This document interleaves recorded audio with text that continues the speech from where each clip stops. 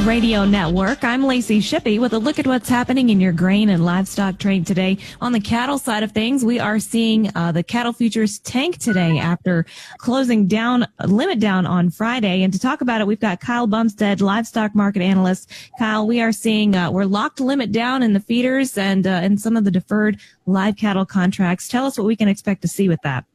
We're limit down, and I guess the positive thing is we can't go any further than 13.75 on the feeders or 10.75 here on the fats. No news over the weekend, no new headlines or anything like that. So we're still reeling off of here these non-commercial funds liquidating, and we crossed the 100-day moving average as far as the D's cattle go. We're down 922 on those, and we're seeing some more fund liquidation there. On the January feeders, we're $45.77 off of our October 16th high. So I think the bubble has popped here, gapping lower again today. This could be, as some would say, maybe an exhaustion gap. But the momentum has definitely rolled over in the bears' favor, and that's not a good sign right now at this point, especially with the long position that these non-commercial funds are still carrying. Now, we do have some things happening here this week. We have October live cattle going off here on Friday. We also have October feeder cattle going off here on Thursday. So the feeder cattle are going to be marked against the index sales that are still going to be taking place there on Thursday. So we should have an idea where they're going to be settled against here on Friday. But looking at things here, you've got about a $20 discount of the futures to the cash index right now. So I'm not really sure that cash feeder is going to drop $20 this week, but anything is possible. We've seen crazier things happen. On the grain side of things here, like you said, it's all about the next headline in China right now. And right now, these headlines, you almost got to take them with a grain of salt because you don't know when the other shoe is going to drop and the other headline comes out and negates the first headline. Well, thank you, Kyle. That is Kyle Bumsted, our livestock market analyst, with a look at what's happening in our markets today. I'm Lacey Shippey for the Rural Radio Network. On the hunt for lost ROI? Chart a course and find hidden profit potential with Acuron corn herbicide. It's the only herbicide strong enough to bury competing weeds and help you unearth 5 to 15 more bushels per acre. How's that for hidden riches? Uncover the real value of Acuron at Acuron-herbicide.com. Acuron is a restricted use pesticide. Always read and follow label instructions. Do challenging weeds cloud your view of clean corn rows? It's time to shift your focus to residual weed control that won't quit.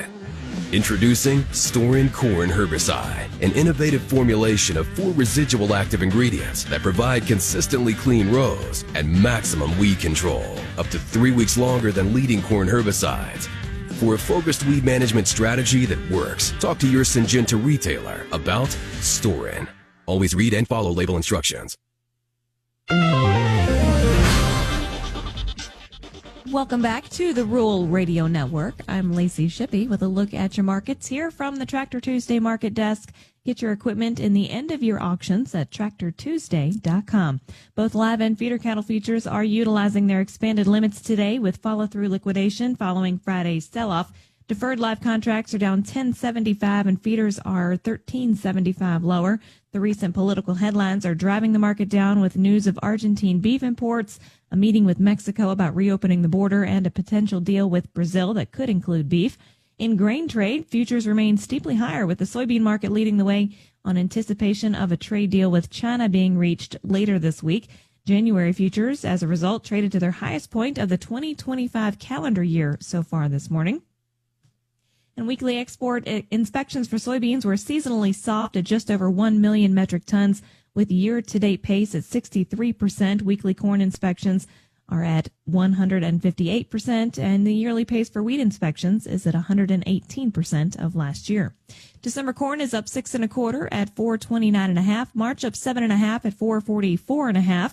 November soybeans are up 28 at 1069 3/4. January up 26 1/4 at 1086.5.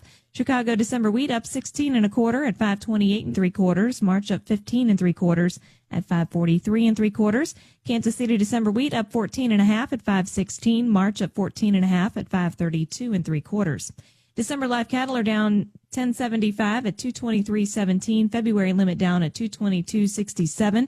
November feeders are limit down at 338.45. January limit down at 334.42.